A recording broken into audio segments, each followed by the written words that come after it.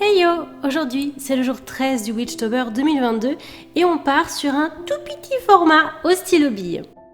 Le mot du jour était comfy, j'ai donc décidé de dessiner une petite sorcière en train de réviser, de lire un livre de magie dans son lit, au chaud avec son petit chat.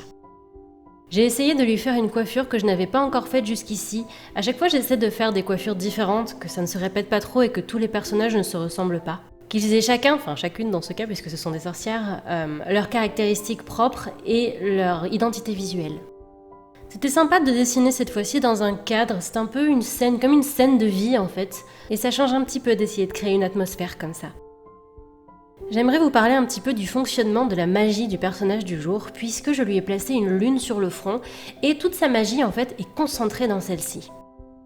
Le principe étant là que pendant qu'elle étudie son livre, la magie qu'elle essaie de faire ressortir dans sa pratique, donc en lisant le livre et en étudiant, est liée à la lune. C'est pour ça que vous allez voir par la suite, je vais foncer ces zones-là pour que justement ça fasse un rappel et qu'on comprenne qu'il y a un lien entre ce qu'elle est en train de créer, la magie qu'elle est en train de faire ressortir du livre, et la lune qui est la source de son pouvoir.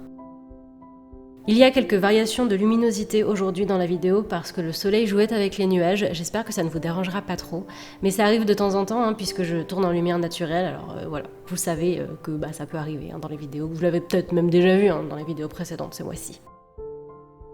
Je suis contente d'avoir pu dessiner un petit chat aujourd'hui, j'adore dessiner les animaux.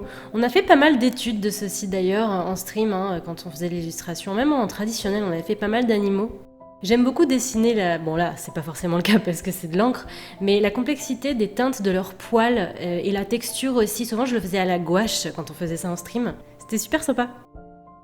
Le petit chat n'a pas l'air particulièrement perturbé par le fait que sa maman fasse de la magie. Je pense qu'il doit avoir l'habitude. D'ailleurs, je me suis amusée à lui chercher un petit nom en rapport avec ce que je vous ai raconté plus tôt, mais rien ne m'est particulièrement venu, donc si vous avez des idées, n'hésitez pas à me les exposer en commentaire, c'est toujours sympa de partager autour de ça. C'était cool de repartir sur une illustration uniquement à l'encre après avoir passé 2 jours à faire des illustrations un petit peu plus conséquentes, full gouache.